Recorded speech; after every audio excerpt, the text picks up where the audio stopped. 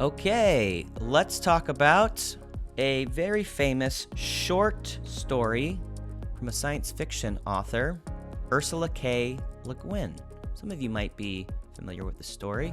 It's just a few pages long. It's called The Ones Who Walk Away from Omelas. So Omelas is a fictional society, and essentially it's a perfect world. It's a utopia.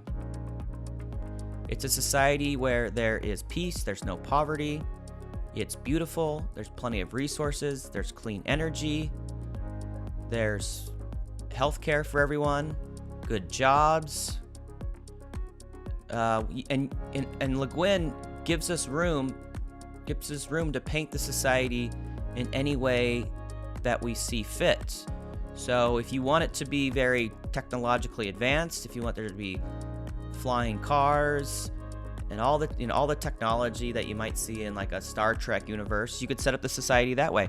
Or if you want something that's more in line with kind of a natural way of life, like kind of more close to the way human beings lived, thousands of years ago, where it's much simpler and we're kind of living off the land in a sustainable way, smaller communities or tribes, you could set it up like that.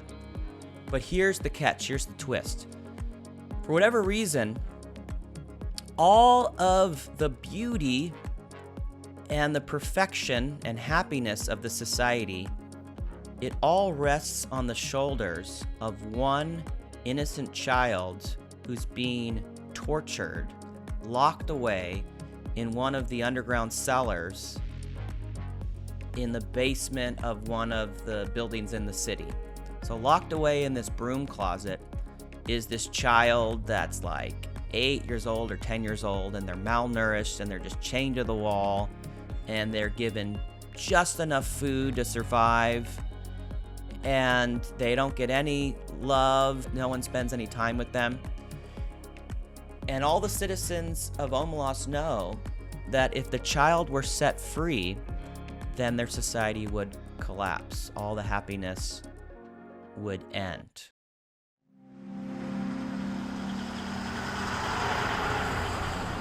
There you go. I'm gonna turn the bell.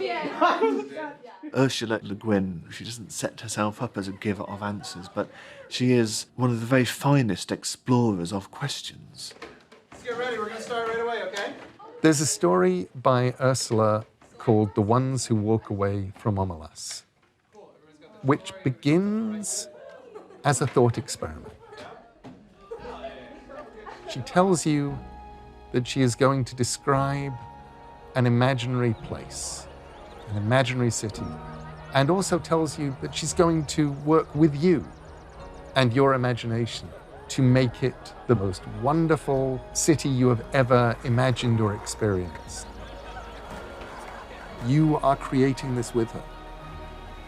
And you experience for several pages this wonderful city of noble people, the city of cities, Omelas. And then she says, and there's one more thing. Somewhere in this city, there is a cellar with a child in it who is being mistreated horribly. And the joy of all of the people depends on this one child being forced to suffer, degraded, abused, and that everybody in the city knows it. The terms are strict and absolute. There may not even be a kind word spoken to the child. The instant the child is let out, the city is gone. They're not naive, they're not stupid, right? The joy is real. The city is righteous, but it also relies on the suffering, right? And so that's So basically, their happiness comes from somebody else's misery. Yes. Like, they don't even need government, they don't need religious institutions, they don't really need laws, they don't need weapons, they don't need war. You know what I mean? It's like... It's a utopia. It's kind of a utopia, right? But it's not a utopia. And it sets out and it says, this is a thought experiment. And then it goes in and it breaks your heart. And it leaves you with a world that is changed. It leaves you shaken if you read it right. It made me feel really upset that this child was being so mistreated. This moral dilemma was really compelling to me because it was impossible to pick out like what the right course of action would be. Like there was nothing that would be completely morally right. This child is seen, and some of them go back to their lives, and then there are the ones who walk away from Omelas. And she never really tells us about that causal connection, like why exactly would that happen? And so sometimes I envision it like this, like suppose that there's a devil, like the devil is real, and then the devil comes to the world and says, look, here's a button, here's a big red button, if you push this button, then it will transform society into the one we just described, into utopia, a beautiful, perfect society where everyone is happy and thriving, of course, except for the one child, happy and thriving, and all the things I said, flying cars and jobs for everyone, and beautiful resources and waterfalls and rainbows and sunshine and pots of gold and whatever your heart desires. And then we say, okay, that sounds good, but you're the devil, and I know you're going to want something, you're not a good guy. What's the catch? And the devil says, does this. I just want one of your children that I can torture and lock them away and abuse them in this cellar, in this basement. And let's say society, after a long debate, they push the button. And so if the child is set free, then the devil uses their magic powers and whisks away all the happiness, the utopia. So what would you do? What do you think that would be worth it? So here's the thing: is a lot of people are uncomfortable. They're like, "Ooh, I know the utopia is so good, but gosh, we have to. The cost is so high. Gosh, we don't want anyone to suffer, let alone an innocent child. That's about as bad as it gets. And then how could we live? How could we really enjoy this society when we know the costs?" A lot of us would say that, like, I wouldn't. So it's called the ones who walk away from Omelas. So some people in the society just ignore the child. They all know that it's there. They're taught about it. Some people go to visit the child for a little bit and then they go on their way. And some people just leave the city gates and they go off into kind of the wilderness to rough it on their own. It's not clear exactly if they're even able to survive or what else is out there, but presumably it's not going to be as great and as cushy as life is in Omelas. And if you think you would be one of those people who would walk away, don't be so sure. Because you could argue in this society, we have a version of Omelas. So the amount of happiness that you have and that I have and that our American society has, to a certain extent, is on the backs of people who are arguably exploited. Just look at the clothes that you're wearing right now, the clothes that I might be wearing.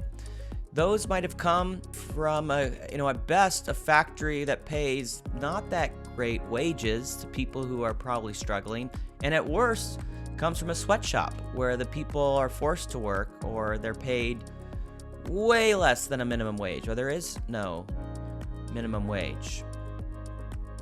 Or ordering stuff from Amazon. Think about where those things are manufactured. So maybe it's not a sweatshop for clothes, but it could be a factory in a very poor country. There were headlines that came out about factories in China, I believe, that were making iPhones. And to make the factory more efficient, they built living quarters right next to the work zone. So it's kind of like, instead of a student living on campus in the dorms and then being close to the classrooms, it's like a factory worker living on the factory campus so they can walk, feet to their jobs right where they live. And that the working conditions got so intense that people started committing suicide from the stress of the work. So much so that the company had to install nets around the sides of the building because too many people kept jumping out of their windows to commit suicide.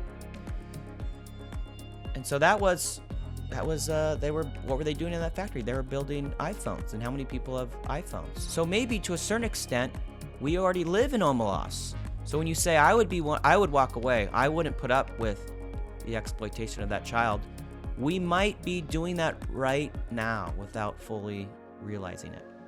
That's a criticism of utilitarianism, because what would a utilitarian say about Omelas? They probably, without a second, would push that button and would take the devil's deal. They would totally accept Omelas. They would say, look, I don't want any child to suffer, but the amount of happiness and the suppression of suffering that we get from this little bit of suffering moves the scale so much in favor of happiness and pleasure for everyone else that it's totally worth it. And so that it makes morality out to be a calculation, and it might seem a bit heartless to you, and that's kind of that's at the core of this criticism here, is that maybe this utilitarianism makes morality too cold, and there's not enough room for our gut feelings and how our emotions are tied up in our relationships to people and our decision making. Maybe that's a fair criticism. So as I go through all these thought experiments, really, I want you to keep in mind at least three things. Number one, what do you think? What would you do in all these scenarios? What would you do in the Titanic case? What would you do if you were the judge in the Better Call Saul case? What would you do if you were in Omelas? So that's number one. Number two, what would the utilitarian, the strict utilitarian, what would they say? And number three, how does that jibe with what most people would probably say? And whenever there is disagreement between the utilitarian answer and what's intuitive or what most clear critical thinking or most people with philosophical thinking would say, whenever there's a misalignment between those two things, that's a real challenge for anyone that's trying to defend the theory, because their theory is running against the grain of what seems to be right. It seems to be right. In other words, we want our moral we don't want our in other words, we want our moral theories to be intuitive. They don't have to be intuitive, but the more they're intuitive, that bodes well for the theory. Or we can think about this in terms of counterintuitiveness. If a theory is too counterintuitive, it might be wrong. It's not proof that it's wrong, but it's an indication that we might need to reform our theory, or we might even need to completely abandon it. The utilitarian answer in all of these thought experiments, except for perhaps the Singer-Pon-Oxfam case. So the utilitarian answer in the Titanic, the Omelas, the Rachel's Peeping Tom case, etc. The utilitarian answer, it's counterintuitive in all of those cases. And that's an indication that the theory might be wrong, or just it's an indication that it is wrong. Not necessarily, but there's a fair chance. Moving on. Next thought experiment from Robert Nozick, a philosopher who taught at Harvard. Robert Nozick's experience machine, and it goes like this. Suppose there was an experience machine that would give you any experience you desired. Super duper neuropsychologists could stimulate your brain so that you would think and feel you were writing a great novel, or making a friend, or reading an interesting book. All the time, you would be floating in a tank with electrodes attached to your brain. Should you plug into this machine for life, pre-programming your life experiences? Of course, while in the tank, you won't know you're there. You'll think it's actually happening. Now, it will not come as news to me if I were to learn that several of you, maybe even many of you, in this class accept hedonism. It's a very popular view, not just among philosophers, where it's a view that's been around, as long as there's been philosophy, but sort of among people in the street. It's a a very tempting view to think what makes life worth having, and the only thing worth having for its own sake, is having pleasure and avoiding pain. But for all that, despite the popularity of that view, I'm inclined to think it must be wrong. It's not that I think pleasure isn't good and pain isn't bad. Where hedonism goes wrong is when they say it's the only thing that matters. Here, the relevant thought experiment was suggested by Robert Nozick, a philosopher who died a few years ago, taught for many years at Harvard. Nozick invited us to imagine an experience machine. So suppose that the scientists have discovered a way not just to stimulate the particular little pleasure center of the brain, but basically to give you basically completely realistic virtual reality.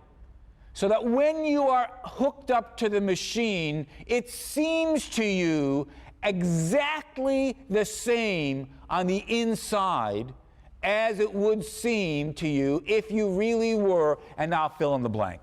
You know, you could have the identical experience of climbing Mount Everest, let's say.